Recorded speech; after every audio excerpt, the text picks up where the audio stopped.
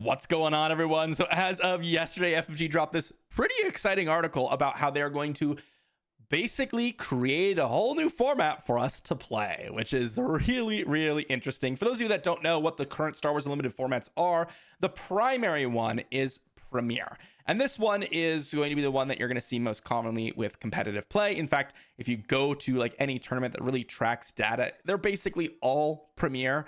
Very few exceptions to that rule. And any of the bigger tournaments like the planetary qualifiers or anything like that, those are all Premiere play. It's also the format that we play on the channel basically exclusively. We play a little bit of the limited formats, which we'll touch on in just a moment, but really Premiere is the primary way to play Star Wars Unlimited.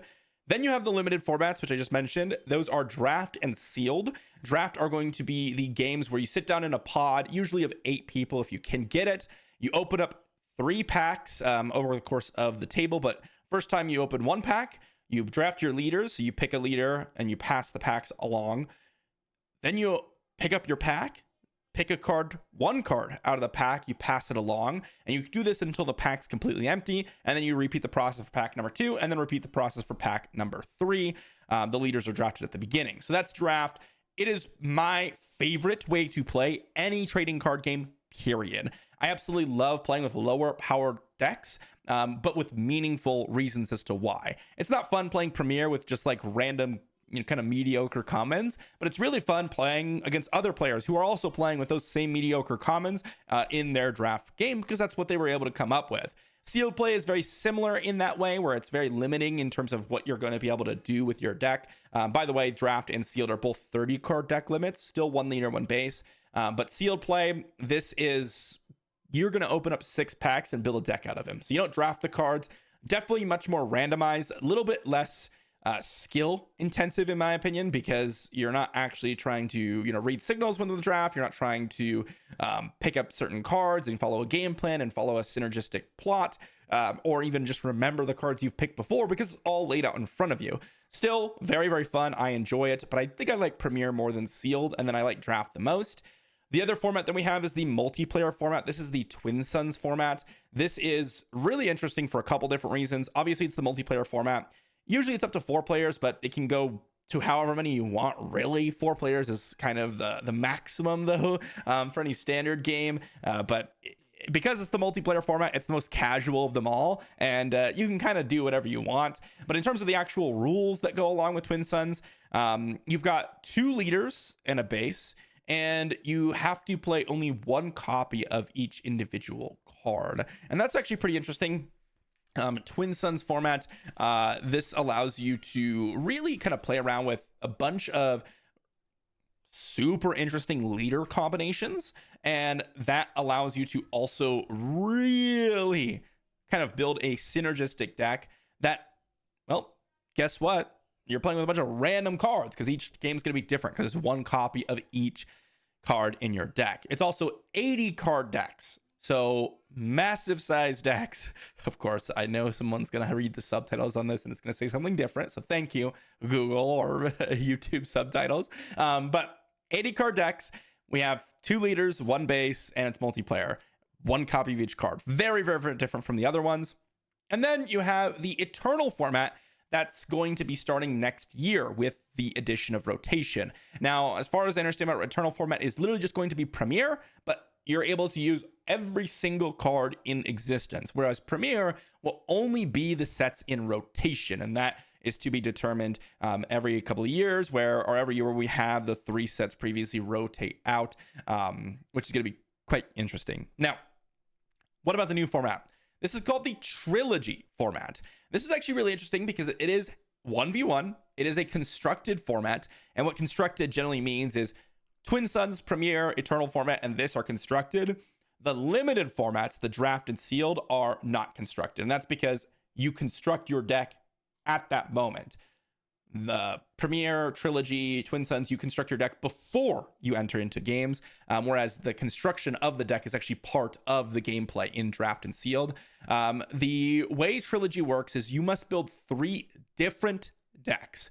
So they're the same structure as Premiere. You have 1 leader, 3 copies of any given card. However, you can only have 3 copies of any card across all 3 decks. So let's say you were to build a Vigilance Villainy deck and you've got Power of the Dark Side and you put 3 copies in your Kira Green, for example. Well, now you cannot have Power of the Dark Side in any of your other lists. This also applies to bases, and this also applies to leaders. If you're playing a leader, if you're playing a base, you can no longer play that leader or base in another deck. This is really, really quite interesting. And this also means that if you play unique bases like ECL, as I said, you cannot play ECL again. So this means that generally you're going to have one heroism, one villainy deck, because a lot of the times your heroism cards overlap with each other. So usually, I mean, you can technically go with like an aggression, cunning heroism, and then a command vigilance heroism. But even then, there may be some overlap. So generally, my thought process is guaranteed to have one heroism and one villainy deck, and then a third deck that's kind of picking up the scraps amongst whatever combination you're running. Of course, you can, like I said, go like vigilance, villainy, command, and then you can go villainy, command, or villainy, cunning, aggression, and have those combinations because they're part of different aspects. But the point is, only 3 copies of a card maximum across all 3 of your decks, and you cannot duplicate bases, and you cannot duplicate the base that you're using. Cannot duplicate leaders, cannot duplicate bases. So really interesting. The other thing is the entire game's card pool is legal. So it's similar to in the Eternal format that's going to come out next year. So when we hit rotation, Spark of Rebellion, Shadows of the Galaxy, and Twilight of the Republic are going to go away. But with this format and the Eternal format, we can play the entire card pool. This definitely makes it a lot more interesting in Trilogy because even when we have or let's say we didn't have the rotation, then you're very limited to having probably just completely different aspects in the decks. But if you're using the entire game's card pool, as you get more and more sets, there is a chance when we get a few more sets that you could actually have 2 aggression, command, heroism decks, just because there are so many cards that they're running with completely different strategies. Now, there's no guarantee that that's going to be the case, but it's not unlikely. Then we have, what do we do with the decks? Obviously, we have completely separate decks, completely separate leaders, essentially, in all 3. How do we actually go about using these? Like, how do we choose which one to use and all that stuff? Well, when you go down to sit down to play a game, you have a ban phase. So you and your opponent have a ban phase. You and your opponent present the 3 leader and base decks to your opponent. So let's say I've got Sabine, and then I've got Quinlan, and I've got Vader. Okay, your opponent both secretly choose one of those decks to ban. So let's say, oh, I've got a couple of aggressive decks. I really don't want to see some super hyper healing, control deck. I ban that one. Great. Your opponent bans one. That means that you cannot play with that deck for this match, period. So there is a chance where you build 3 decks and you don't get to play one of those 3 decks the entire tournament, if there is a tournament for this, because your opponents just ban it throughout the entire tournament because it's the strongest of the 3. But then, okay, so now you're left with 2 decks. Well, how do you choose which deck to use for the game 1? So as soon as you ban your choices, then you get to choose a deck for game 1, period, out of the 2 that are left over. So you ban a deck from your opponent bans one of your decks. Then you go ahead and choose secretly one of the 2 decks that you have remaining. So I've got Sabine and Quinlan. Vader was banned. I'm going to secretly choose Quinlan. Your opponent's going to secretly choose something. And then those are the decks that you're going to use. After you play the first game, because it's best of 3, you then are going to be able to utilize your other deck if you win. That's it. You must win 2 games, 1 with each deck, to win the match, period. If you win game 1 with 1 deck, you cannot play that deck again, and you cannot play the banned deck because it's banned. You must win with both decks that are left over. If you lose game 1 and you're like, well, how do I choose which deck to play? Well, you can just choose. Okay, I lost. I'm going to choose this other deck, or I'm going to keep with the same one because I believe it has a better chance to win. That's it. You must win 2 games with 2 separate decks of the 3 that you brought to win a match of Trilogy. And this just seems really, really cool to me. One of the big things that appeals to me about this is just the variety and the ability to really expand the meta. Because let's say you look at the top decks in the meta. Yes, you can play 3 different decks of like the top 5 decks oftentimes in the meta, and they would not overlap a crazy amount in terms of leader and base combination. But remember, if they ever use the same cards, you suddenly knock those out too. So this is the meta right now. And to be honest, this is one of the most diverse metas that we've ever seen in Star Wars Unlimited. It's kind of crazy. I mean, if you look at the top 5, 13% Kira, 8% or 9% Vader, Sabine, and Rey, and 6% Quinlan. Like, it's very spread out. But even amongst these top 5 lists, you already have some pretty major game-changing overlaps. Data Vault, for example. We got Rey Green and Kira Green both using Data Vault. Nope, can't do that. Okay, if we're going to go ahead and use Vader, well, Overwhelming Barrage is knocked out, so you can't do Vader and Kira probably because Overwhelming Barrage is one of the most powerful cards in that entire deck. Quinlan and Sabine has some minor overlap. There are definitely some, cunning cards, like if you're trying to use Waylay, or, some of the neutral aspect cards, you can't use 3 copies across the 2 decks for that. This also includes, all sorts of different cards that you may not think it initially, but like Waylay, aren't restrictive towards cutting or heroism, and then all the decks want to use it. Well, now you have to consider, okay, I can only play 3 copies across my decks.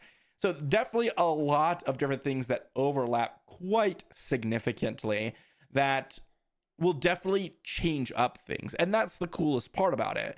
And one of the things that makes me most excited about the Trilogy format, this is one that really is exciting and very unique. Very, very unique. Now, I don't know how popular this will be.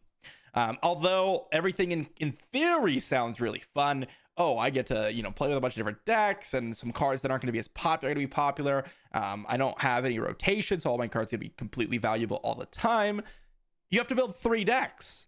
So the barrier to entry is going to be, well, 3 times as high, generally speaking, for people who are, wanting to create decks and maybe don't want to be picking up all the cards for it. Because this also means that because you can only play 3 copies of a single card, you're going to have to be buying up a lot more cards to stay relevant in the format. Even though the rotation's not happening, at least as of the current moment, you still need 3 completely separate decks. And that's going to be something that I think is going to be really tough to get around. Like, if you were to ask me, okay, there's some local stores near your area, you've got a couple different options. You've got Premier, you've got Trilogy, etc. Which ones are you going to be able to plan for and actually go to? Generally, it's going to be Premier, because Trilogy, I don't tend to be buying up a bunch of cards, because I do like to rotate my decks, but, well, I don't really want to be picking up 3 separate decks and then potentially rotate those if I want to. I think that's a lot of initial commitment. Whereas if I wanted to play just something random and do a couple of changes to it or make some minor modifications, it doesn't actually necessarily affect every other list in my pool. Now, this isn't necessarily true. Like, in some cases, maybe the decks don't overlap at all. Like, if I'm changing the dynamic of one deck and messing around with it, it won't change the other ones. But that doesn't change the fact that you still need 3 decks to start. So I think the paper version of this is going to be significantly more difficult to actually start events for. Even Premiere in some stores is hard to start because people don't want to be picking up a full Star Wars Unlimited deck.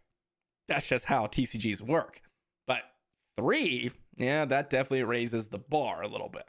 Doesn't change how I feel about the format. It's going to be incredibly fun, and I'm super excited. I hope to see third-party sites like Carebast envelop the idea of this into their browser-based program. Like, that's going to be so sick if that happens. But we'll see. I have no idea if that's even going to be a potential solution.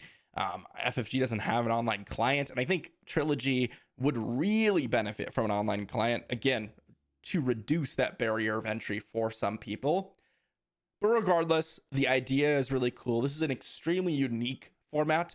It's not something that I've typically seen. The limited formats, the eternal format, everything that we've seen so far in Star Wars Unlimited is something that I would have expected to see. The trilogy format's out of left field. I had no idea this was coming, and I had no idea on what to. If I was going to predict a new format, I would not have predicted this. I'll tell you that. So really cool to see FFG at least trying new things, and I can't wait to play a game. To be honest, I think it'll be really fun, and I also think that it's going to be just extremely cool to see cards that you otherwise wouldn't have seen. And that's something that's exciting. So I'm sure over the coming weeks, months, etc., we're going to see kind of the implementation of this format, whether there's going to be a bunch of tournaments, and we'll see how truly popular it is. But I'm very curious to hear your all thoughts and whether or not you would even consider participating in this. And I'm going to be honest, it would be tough for me to participate in this because my local area does not have a lot of Star Wars Unlimited players. So for me to invest into 3 different decks to try to, roll up and play some Trilogy just doesn't even sound like it's even feasible in my area. So I don't even think I'll ever be able to play this in paper unless I were to go to some sort of event. And that's already something that I am considering with this one. So I hope it's online because that's where I'm really going to get the games in. Thanks for watching, everyone, and I'll see you all for the next one.